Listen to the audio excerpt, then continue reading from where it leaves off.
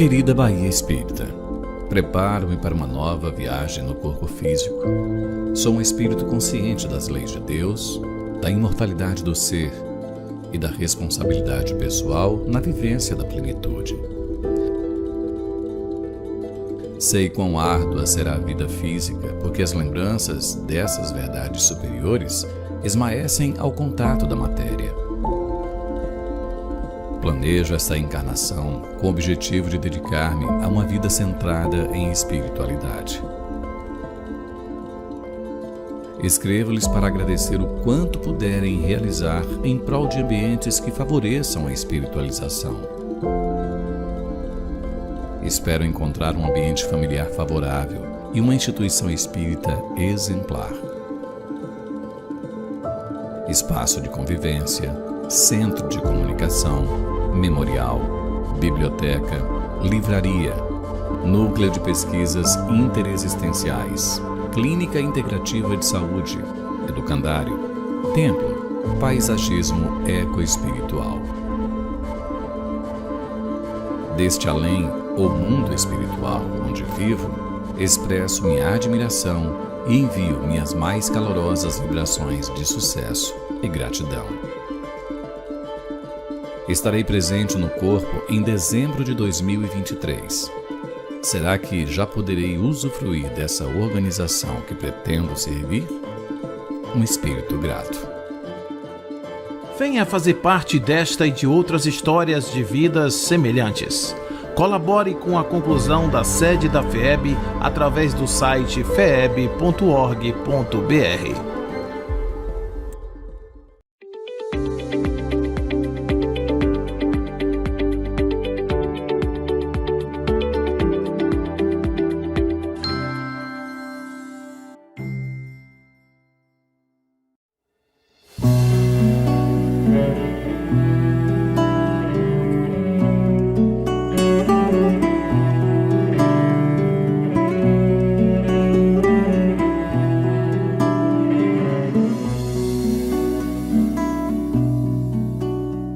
Senhor, sábio dos sábios, Pai de toda a criação, põe a doçura em meus lábios e a fé no meu coração.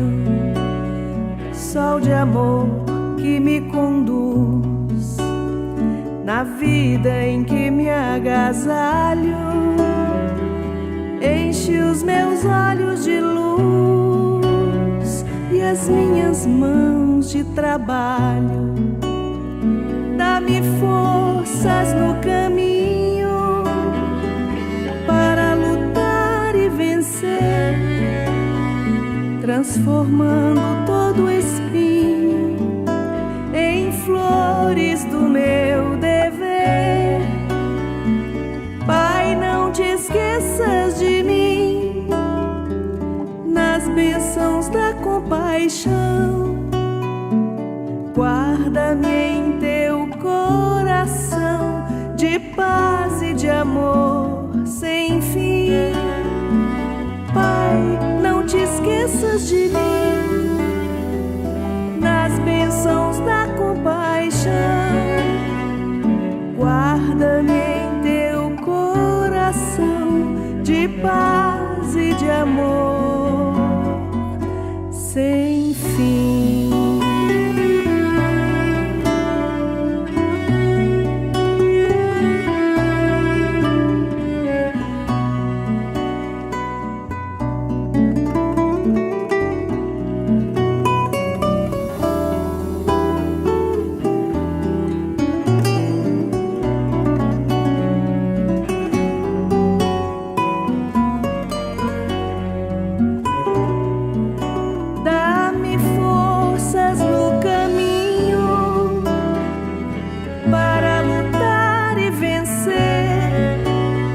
Transformando todo espinho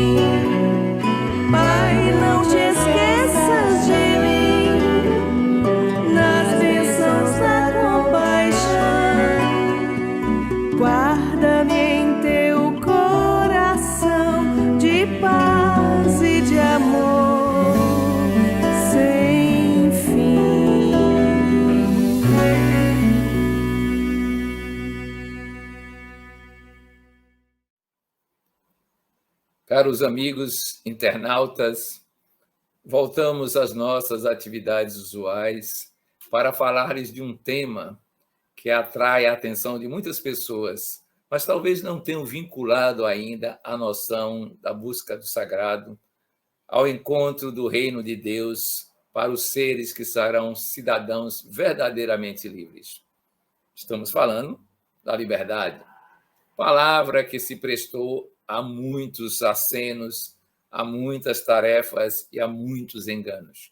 Em nome da liberdade, se fez tanto o progresso da civilização como os massacres de alguma sorte de algumas populações de um modo geral.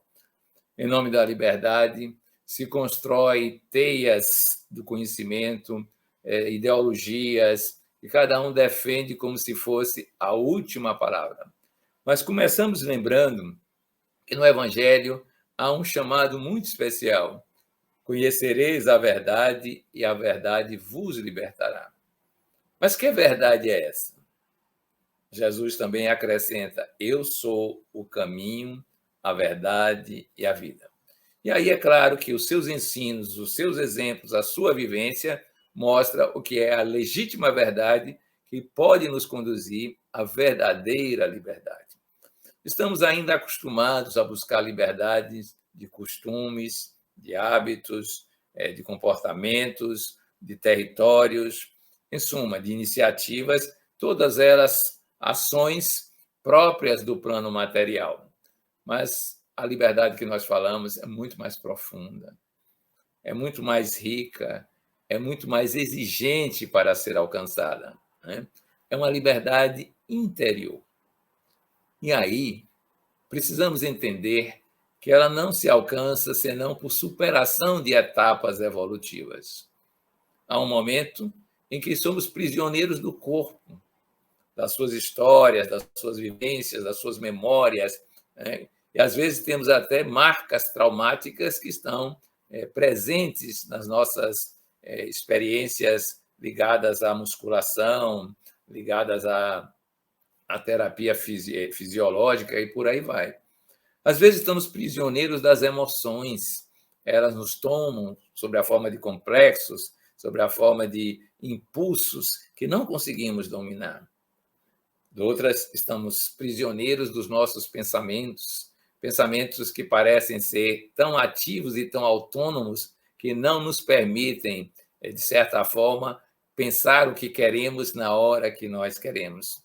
De outras vezes, estamos prisioneiros do meio social, esse meio que aparece para algumas pessoas como determinante do seu comportamento, como se nós não pudéssemos nos livrar dele, escolher outras opções, ser, de certa forma, não seguidor daquilo que é a trivialidade e que alguns hoje chamam de normose. Às vezes, estamos prisioneiros das relações que nós possuímos de caráter afetivo, dos nossos sentimentos, e não sabemos como lidar com eles adequadamente, porque eles dirigem as nossas vivências. Sabemos mais, podemos estar prisioneiros das nossas crenças, dos nossos valores, é como se eles fossem rígidas estruturas que nunca poderão ser mudadas nem superadas. Podemos estar prisioneiros também das contingências materiais, ecológicas, sociais, do qual não podemos escapar enquanto corpo. E, por último, podemos estar prisioneiros das grandes vivências interexistenciais, paligenésicas, que nos fazem presentes numa espécie de situação kármica, situação que não sabemos como lidar adequadamente. Então, vejam vocês que precisamos estudar muito mais a temática da liberdade, precisamos avançar na busca dessa subjetividade interior, dessa vivência de profundidade, para sabermos exatamente quão livres nós já somos. Desde os idos de 89, no século XVIII, quando a Revolução Francesa criou o lema liberdade, igualdade, fraternidade para o plano social, político, por aí vai, é que tentamos estabelecer isso. Mas que adiantarão os sistemas, que adiantarão as culturas, que adiantarão as organizações se o homem continua prisioneiro de si mesmo, das suas idiosincrasias, das suas vivências interiores, do qual ele não sabe lidar. Ora, para alcançarmos essa plena vivência espiritual, para alcançarmos o reino de Deus, para experienciarmos o sagrado na sua plenitude, precisamos libertar-nos de nós próprios. Existe um poema de Michel Quast que fala muito bem isso, numa oração muito interessante, quando ele diz: Senhor, liberta-me de mim mesmo, das minhas prisões, das minhas gaiolas douradas, dos meus calabouços enfeitados. Liberta-me de mim mesmo. E hoje temos prisões que são, ao mesmo tempo, vivências interiores e exteriores, prisioneiros do consumismo, prisioneiro das drogas, prisioneiro das ideologias. São interações psicossociais que precisamos entender para alcançarmos a bem-aventurança que nós esperamos na experiência do sagrado, do divino, da comunhão plena com Deus. E é claro que teremos que tratar de uma estrutura que nós criamos, o ego, esse ego que é a nossa máxima consciência de si mesmo, ainda num plano restrito. Mas há algo que transcende a ele, que nós chamamos de espírito propriamente dito, essência, que alguns psicólogos chamam de eu profundo, que chamam de certa forma, de self, e que ele é o centro da vida psíquica e que, por isso mesmo, ele é a realidade última que precisamos alcançar, a verdade primacial sobre nós mesmos. Então, um dos nossos trabalhos é admirar essa bela construção foi o ego e dizer: precisa ser aprimorado, precisa ser superado nas suas instâncias resolutivas, precisa ser cada vez mais maleável aquilo que vem do fundo do ser, da alma propriamente dita, do espírito enquanto criação divina. É para isso que vamos trabalhar hoje a nossa libertação. Quando eu era ainda meu, não era de ninguém. Era escravo de tudo que chamava meu, porque o meu pequeno eu despertara tirânico e meu grande eu dormia, o sono da ignorância. Muitos objetos envolviam o meu sujeito, assim como as grades do cárcere circundam o prisioneiro. E eu chamava meus esses objetos em derredor. Cuidava possuir esses objetos, mas era por eles possuído. E eles me vedavam o egresso da prisão do meu ego e o ingresso na liberdade do meu eu. Nesse tempo, não sabia eu que o grande eu é o melhor amigo do pequeno ego e que o pequeno ego é o pior inimigo do grande eu.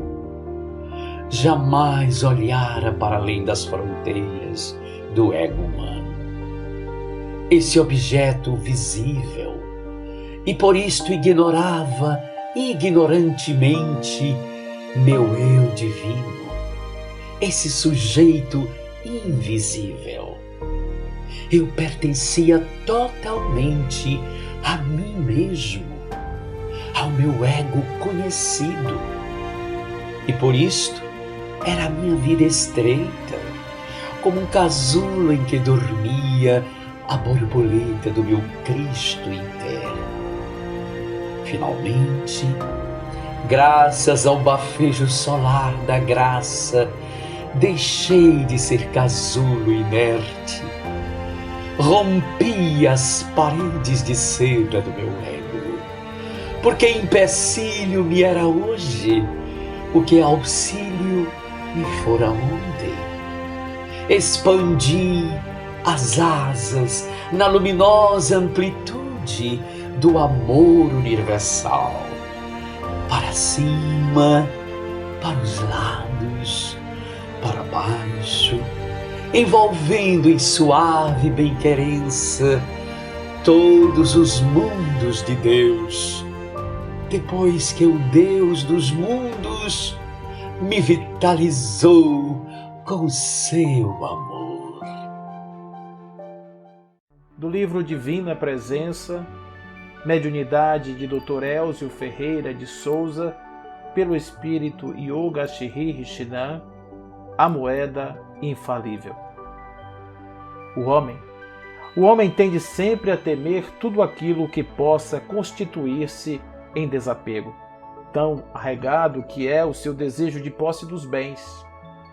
Esta é a dificuldade do seu avanço espiritual e seu encarceramento nas faixas inferiores da evolução em que se ajusta, prendendo-se à casa planetária onde reside. Você não pode pensar em seguir um mestre que não tinha onde repousar a cabeça, ajojado de bens. Em realidade, ele não condenou a utilização, mas o encadeamento a estes.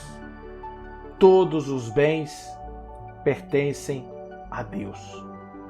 Jesus não adormecia ao relento por faltar-lhe um teto onde descansar, mas o mestre não era escravo da sua posse, mesmo temporária. Onde quer que estivesse, encontrava-se sempre na casa de Deus. Saber desapossar-se de bens materiais e até espirituais é condição para a aquisição de espiritualidade, diz Yoguin. A ave presa por um fio não alça voo, se não consegue liberar-se, por mais fino que este seja. Qualquer espécie de prisão representa sempre um obstáculo à marcha para Deus. Desapegar-se, estar livre, não preso às questões materiais, não preso às coisas do mundo, às necessidades do mundo, não só os objetos, mas toda a energia emanada por eles, todos os conceitos deles derivados, todas as abstrações que utilizam os objetos como base, como fundamentação, tudo que sustenta o paradigma materialista, a prisão a estas condições, a estes condicionantes, é um fator impeditivo da liberdade do espírito. Jesus vem nos ensinar a liberdade, Jesus vem nos ensinar o desapego acima de tudo. Não o usufruto, a negação do usufruto, mas sim a sua utilização correta, com liberdade, sem nenhum apego. Você renasceu para aprender a amar os semelhantes em plena escuridão da carne. Enquanto encarnado, você tem que superar as dúvidas, de confiar na lei, de estar vigilante para não confundir-se no mundo com o que nele existe de mais baixo, o egoísmo. Na vida além túmulo, sua rendição pode ser apenas resultado de um interesse imediato em face da realidade que se escancare aos seus olhos. Daí, advertir Jesus que o espírito é forte, mas a carne é fraca. No mundo, você encontra o campo de provas adequado para testar as suas resoluções. Não é fácil viver na carne, a gente sabe disso. Você encontra-se aí para aprender a difícil arte de dividir. Você sabe que a divisão é a mais complicada das 4 operações aritméticas. Você já somou muitos bens em seu poder, já diminuiu bens alheios, já multiplicou os bens da sua vida a seu favor. Agora é hora de dividi-los. E não pode mais adiar esta operação se deseja solucionar as equações da sua vida. Deus é amor. É a lição registrada na primeira carta de João. João, primeira carta, capítulo 4, verso 8. Tudo que você recebe e de que se utiliza é o resultado do amor divino. Não é possível dar-lhe qualquer resposta senão uma resposta de amor. Todas as coisas lhe pertencem, portanto, o que você poderia dar de seu, exceto o seu próprio amor, sem amor, não há evolução. A busca de uma recompensa tornou-se um tormento para o homem que sempre deseja algo em troca de tudo aquilo que dá de si mesmo. Não queira coisa alguma além do amor de Deus. O que você poderia desejar mais? Você não pode pagar o amor divino com que a sua vida se enriquece, a não ser amando-o ainda mais, amando até a perfeição. Não há outra maneira de resgatar a riqueza recebida senão através do amor. O amor se paga a si mesmo. O amor, com amor, se paga. A reboque da emoção do texto do nosso querido Yogin, vamos agora entrar no nosso período de introspecção, de meditação, e hoje nós vamos pensar a respeito dos nossos apegos, daquilo que nos é impeditivo para o nosso progresso, o que ainda está nos arrastando para a terra, para as coisas do mundo. Vamos fechar os olhos, tomar uma respiração profunda, começar a imaginar o lugar bucólico, o lugar onde poderemos encontrar a tranquilidade da nossa mente. E nesse estado, vamos começar a imaginar no nosso mundo interior tudo aquilo que são os objetos que nos afetam. Todos aqueles que impedem que nos livremos das amarras do mundo. E assim sendo, vamos começar a pensar de que maneira podemos ter uma convivência pacificada com estes companheiros, essas ferramentas que recebemos para viver. Vamos entrar em estado de meditação, contemplando nós mesmos e as nossas riquezas e possibilidades.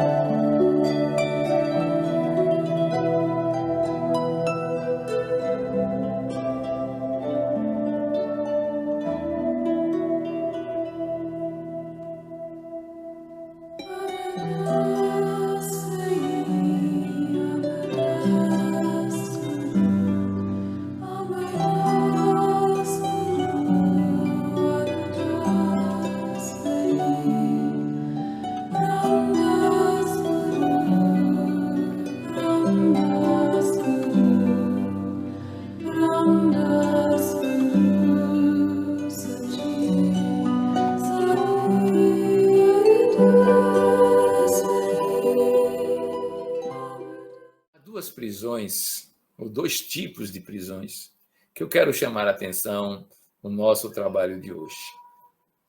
Uma delas é uma prisão da consciência corporal. Belo instrumento de manifestação no processo reencarnatório.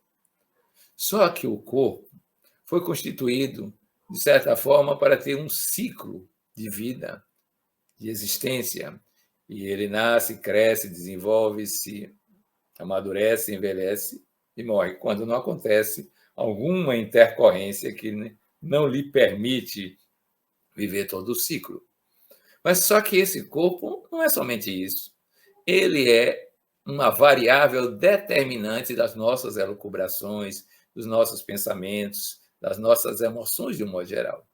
E é claro que a tendência natural, ele apresenta, é manter-se vivo o máximo possível.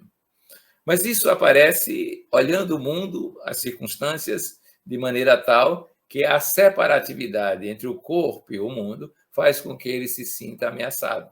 Isso reverbera na nossa consciência. Então, temos medo da morte. Não somente da perda corporal, porque aí acrescentamos algumas ilações, algumas reflexões, e passamos a ter medo do pós-morte, seja o nada, seja o paraíso ou o inferno. Mas a gente tem receios de errar o caminho do paraíso e parar no inferno, para algumas culturas, ou seja, a vida espiritual que nós não sabemos como vai ser adequadamente, em função, inclusive, dessa lei de liberdade que se exterioriza com o nome de livre-arbítrio, nossas escolhas éticas, morais, sociais, psicológicas, de um modo geral, podem nos levar a sofrimentos dos mais variados. Pois bem, nós precisamos, então, trabalhar essa superação. Essa consciência limitada, restrita, que o corpo traz à baila toda vez que um risco social aparece, ou quando parentes, aderentes ou figuras socialmente muito conhecidas desencarnam. E aí aparece aquela sensação de impermanência, aquele gostinho amargo de quem não sabe com certeza o que vai acontecer no minuto seguinte, aquela possibilidade inquietante que vem à mente de não terminar as suas tarefas, que achou que eram relevantes para a vida que estava levando. Tudo isso a gente vai precisar trabalhar para superarmos esse complexo que nós temos relativo à morte. Como diriam os gregos, Thanatos nos ameaça permanentemente. Que a gente viver tranquilamente, serenamente, como faziam os antigos da China, que entraram na vida sem maiores inquietações, viveram a vida com a máxima satisfação e alegria e saíram da vida tranquila e serenamente, sem apegos ao estar nem com vontades ou volúpias do sair. Esse é um dos nossos trabalhos para sabermos disso, e é claro que estamos ajudados pela noção de imortalidade. A outra situação que nos parece fundamental e que está vinculada também ao fenômeno da morte é quando nós perdemos entes queridos. Perdemos afetos. Alguns nos deixam, e a vida é isso, encontros e despedidas, partidas que acontecem ali e acolá, mas parece que um pedaço de cada pessoa vai com o outro e aquilo cria um vazio, uma sensação estranha de mal-estar, de falta, que não é fácil de ser superada. Isso não é fruto da grande vivência evolutiva do ser. Isso é fruto da consciência limitada no impermanente, que pensa que há partidas e há despedidas, porque não consegue conceber ainda que formamos uma grande unidade para além das formas corporais. Então, o nosso grande desafio nesses momentos da vida, se queremos viver o sagrado em plenitude, sabendo que a liberdade é libertar-se das posses afetivas, das prisões ou algemas dos sentimentos e também, é claro, dos medos que são emoções da perda física ou simbólica das pessoas com quem convivemos. É isso que vamos tentar experienciar agora. Depois, Almitra falou dizendo: pedíamos agora que nos falasse sobre a morte. E ele disse: quereis saber o segredo da morte? Mas como podereis encontrá-lo, senão procurando-o no coração da vida? A coruja, cujos olhos destinados à noite são cegos à luz do dia, não consegue desvendar o mistério da luz. Se quereis de fato contemplar o espírito da morte, abri completamente o vosso coração ao corpo da vida, pois vida e morte são uma, tal como o rio e o mar são. Nas profundezas das vossas esperanças e desejos, repousa o vosso silencioso conhecimento do além. E tal como as sementes sonham sob a neve, assim também o vosso coração sonha com a primavera. Confiai nos sonhos, pois neles está escondido o portão da eternidade. O vosso medo da morte não é senão o tremor do pastor quando se encontra em frente ao rei, cuja mão assentará sobre ele em sinal de honra. Não estará o pastor contente apesar do medo, porque irá exibir a marca do rei? No entanto, não estará ele mais atento ao seu tremor? Pois o que é morrer senão estar despido ao vento e derreter ao sol? E o que é parar de respirar, senão libertar o sopro das suas incansáveis marés, a fim de que possa elevar-se e expandir-se, buscando Deus em liberdade? Apenas quando beberdes do rio do silêncio, podereis cantar-de autenticamente. E quando chegardes ao topo da montanha, então é que começareis a subir. E só quando a terra reclamar os vossos membros, é que podereis dançar verdadeiramente. Uma história da vida em moldura de lenda. O estudo sobre a fé aqui se recomenda. Dizem que num relvado uma lagarta nobre jamais acreditava em outra vida. Afirmava que o nada tudo encobre, que a morte tudo leva de vencida. Por isso, certa feita, intérprete fiel da palavra escorreita, foi instalada a falar em sentido direto para a grande multidão de lagartas reunidas. Sobre a força da morte, a rainha das forças desmedidas, com que as prenda aos casulos, semelhante a esquifes ou a cárceres nulos, nos quais se lhes transvia a mente em abandono. O que seria a morte?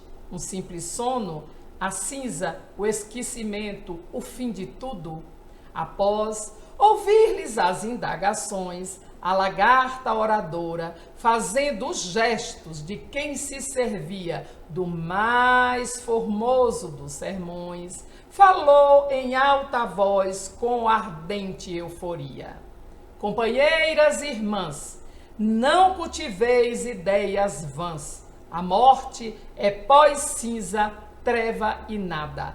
Não existe outra vida, embora, quando a fé mais pura nos convida a meditar em Deus, a razão permanece ao lado dos ateus. Tenho buscado a fundo tudo quanto se fala em morte sobre o mundo, e a verdade em que tudo se descerra diz que a morte aniquila tudo o que vive sobre a terra. A vida toda em si é uma trama nefasta. Uma lagarta surge, luta, sofre e se arrasta, e encontra mais além a sombra e a terra fria. A morte nos destrói dia por dia. Não guardeis ilusões, nem retenhais quimeras. Isto foi sempre assim, desde o berço das eras. Lagartas, somos lagartas simplesmente, que a morte destruirá, chegando irreverente. Outra vida não há. A fé sempre resulta em cinza da mentira que vai e se oculta. A vida é apenas hoje, nada mais. Ai de nós, ai de nós. E a culta expositora repetia, erguendo sempre mais o tom de voz: somos simples mortais. Nisso ela desmaiou diante da assembleia. Feneceram-se-lhe a voz, finaram-se-lhe a ideia, e a lagarta imponente transformou-se de todo, quase que de repente, num casulo pendente da folha em que ela falava. Toda a comunidade boquiaberta seguia aquela morte inesperada, de ânimo firme e atento, esperando que a noite, a chuva e o vento fizessem daquele casulo um dedal de poeira, cinza e nada. Mas, depois de alguns dias de discussões e de fantasias, o casulo esquisito e ressecado, surgiu um novo ser, maravilhoso e alado. A lagarta oradora passara por uma ação renovadora. Era agora uma grande borboleta, de asas amplas, em linda cor violeta, a voar sobre as flores nas ramadas. A ex-lagarta, culta e materialista, sem querer, transformara-se e foi vista pelas amigas deslumbradas na condição de um ser de expressão bela e fina. Parecia uma leve bailarina dançando no céu azul sob as luzes douradas. Se, no caminho do teu Saara, encontrares uma alma que te queira bem, aceita em silêncio o suave ardor da sua bem-querença, mas não lhe peças coisa alguma, não exijas, não reclames nada do ente querido. Recebe com amor o que com amor te é dado e continua a servir com perfeita humildade e despretensão. Quanto mais querida te for uma alma, tanto menos a explores, tanto mais lhe serve, sem nada esperar em retribuição. No dia e na hora em que uma alma impuser a outra alma um dever, uma obrigação, começa a agonia do amor, da amizade. Só num clima de absoluta espontaneidade pode viver esta plantinha delicada. E quando então essa alma que te foi querida se afastar de ti, não a retenhas, deixa que se vá em plena liberdade. Faze acompanhá-la dos anjos tutelares das tuas preces e saudades, para que em níveis asas a envolvam e de todo o mal a defendam. Mas não lhe peças que fique contigo, mais amiga te será ela em espontânea liberdade, longe de ti do que em forçada escravidão perto de ti. Deixa que ela siga os seus caminhos, ainda que esses caminhos a conduzam aos confins do universo, à mais extrema distância do teu habitáculo corpóreo.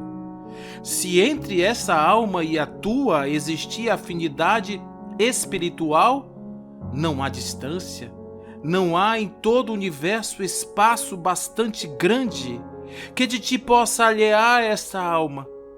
Ainda que ela erguesse voo e fixasse o seu tabernáculo para além das últimas praias do Sírio, para além das derradeiras fosforescências da Via Láctea, para além das mais longínquas nebulosas de mundos em formação, contigo estaria esta alma querida.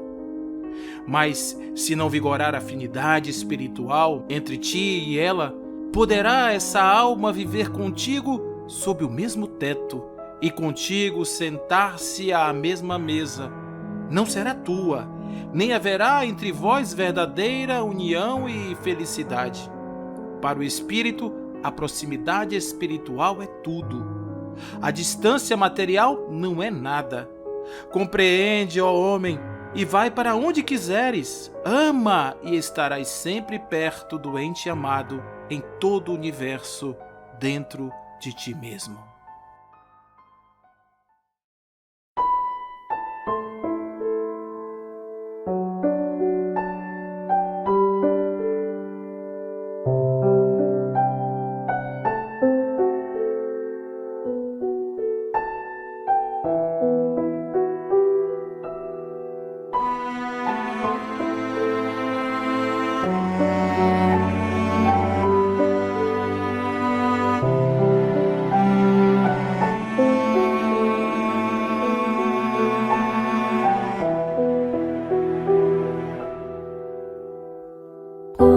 Estiveres agora,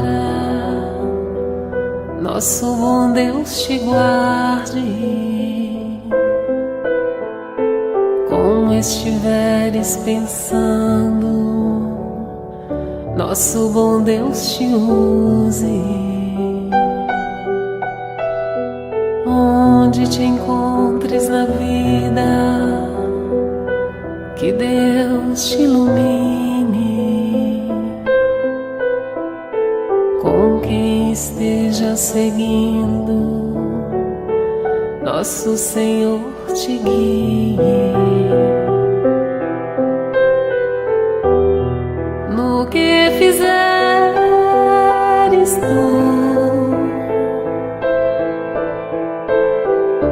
peço ao bom Deus que possa te amparar. E em cada passo teu, a mão de Deus virá te abençoar.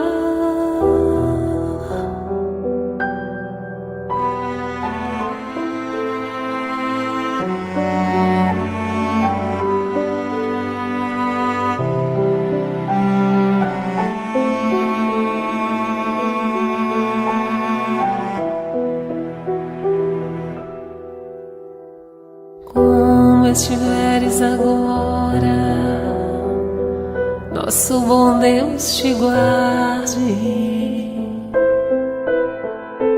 Como como estiveres pensando, nosso bom Deus te use. Onde te encontres na vida, que Deus te ilumine. Com quem esteja seguindo, nosso Senhor te guie. No que fizeres tu,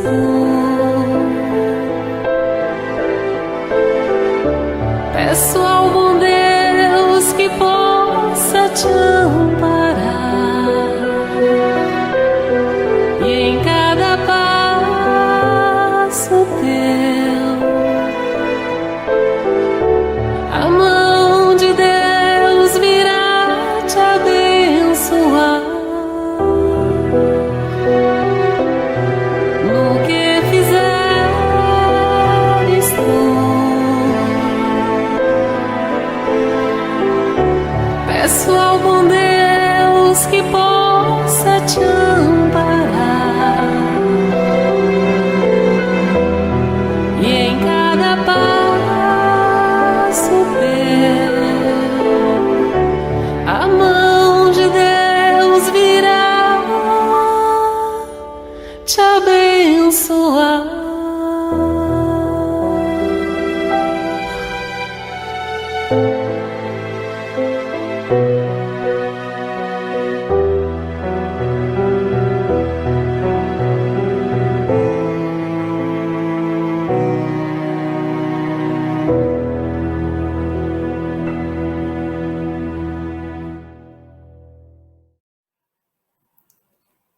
Sempre que pensamos na evolução, tendemos a imaginar um auxílio, algum norte, algum farol que nos oriente a vida. O pensamento espírita diz: o modelo e guia chama-se Jesus. Nós dizemos que ele é o homem livre, né? Era capaz de falar que o seu corpo ele podia usá-lo de qualquer maneira, quando quisesse, aparecer e desaparecer. Ele, sim, vivia a essência da liberdade. E a liberdade, nesse caso, era cumprir a vontade do Pai Celestial. Ora, se nós desejamos fazer algo de especial na nossa vida, se nós queremos realmente experienciar esse sonho de liberdade, para além dos limites provisórios, está aí o Evangelho, está aí o exemplo de Jesus. Podemos compreender que ele é o protótipo do nosso vir a ser e realmente se interessar para imitá-lo. Ele era capaz de nos dizer que, se tivéssemos fé do tamanho de um grão de mostarda, nós poderíamos fazer o que ele fez e mais ainda. Ele era capaz de nos ensinar, mostrando que nós somos a criação divina e que podemos ser perfeitos, como é perfeito o Pai Celestial. Ele demonstrava nas suas ações a possibilidade de expressar um amor absolutamente incondicional, a ponto de sabermos, por vias espirituais, que naquele período do sábado da crucificação, uma das suas tarefas foi iluminar a região espiritual onde se encontravam seres em desalinho, inclusive aquele que seria, de certa forma, o chamado traidor, Judas Iscariotes. Ele era capaz de demonstrar uma profunda compaixão, sejam pelos algozes, sejam pelas vítimas aparentes, já que no mundo de Deus não há injustiçados, mas existe injustiça no mundo dos homens. Ele era capaz, então, de apreender a demanda de cada um e caminhar com todas as criaturas, publicanos, mulheres estioladas nos seus sonhos de maternidade, pessoas que viviam a escravidão aparente, que é externa, que é social, que é política, todo mundo podia ser acolhido. Os nobres também, os doutores da lei, os que eram representantes da ordem social dominante, da elite, do sinédrio, tudo isso ele podia fazer. Então, hoje, se você pretende encontrar o caminho da liberdade, se você anseia chegar a esse estágio de plenitude, Concentre-se um pouco mais em viver como Jesus vivia, em experienciar o amor como ele experienciava, em colocar as suas palavras a serviço do reino dos céus, como ele o fazia, e, tocado pelos sentimentos, integrar as criaturas que estão no seu entorno, de tal forma que elas sintam que você é uma espécie de chama viva, de calor do Evangelho, presente para aquecer as almas enregeladas pela desilusão, pelo desencanto, pela falta de entusiasmo, ou dominadas pelo medo, medo de perder as coisas, de perder afetos, de perder a própria vida. Se você pretende realmente alcançar a liberdade, pensa bem, tem um método: seguir aquele que foi o homem plenamente livre em que pese as circunstâncias históricas, que nem a crucificação conseguiu detê-lo nas suas ações, daí as suas aparições para aquele punhado de criaturas que sintonizavam ou estavam mais próximos do entendimento da sua expressão, da sua vivência, do seu revelar o mundo de Deus para as criaturas humanas. Sonhos de liberdade profundos, lembrando que, para superar isso, veja os tiranos que você construiu, o altar que você erigiu dentro de si para os tiranos que dominam a sua própria vida. E aí você encontrará a verdadeira liberdade e estará mais próximo de Deus. Afinal de contas, o reino de Deus é o reino dos cidadãos livres.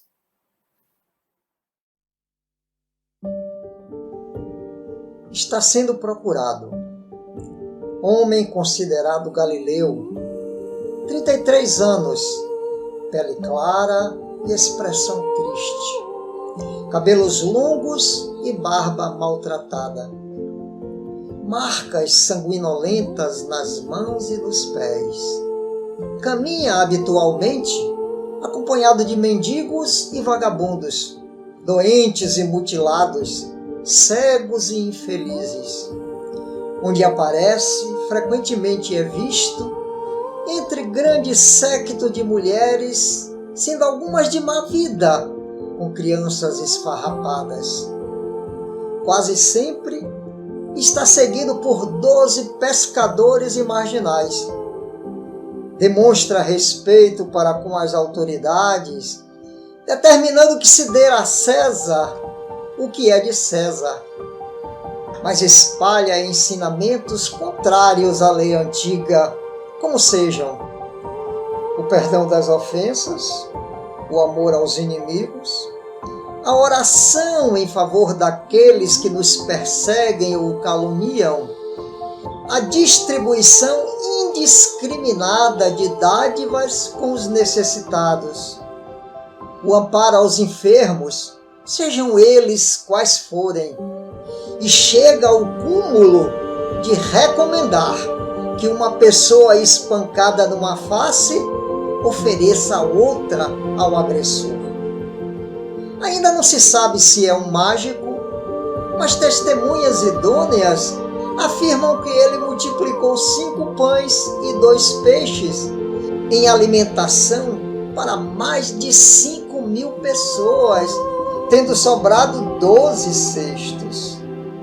Considerado impostor por haver trazido pessoas mortas à vida, foi preso e espancado.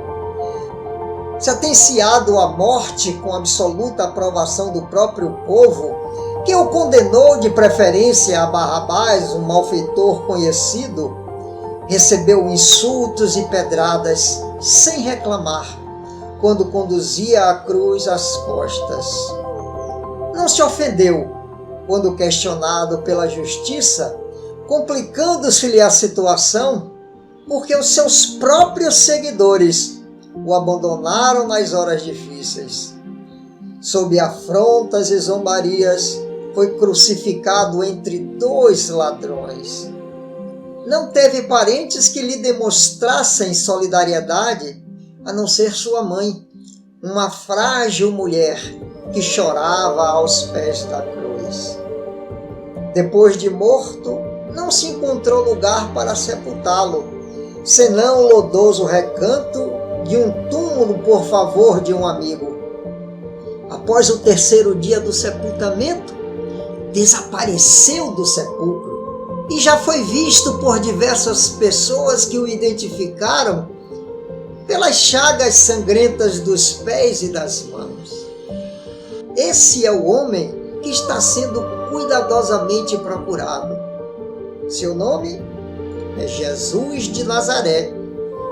Se puderes encontrá-lo, deves segui-lo para sempre.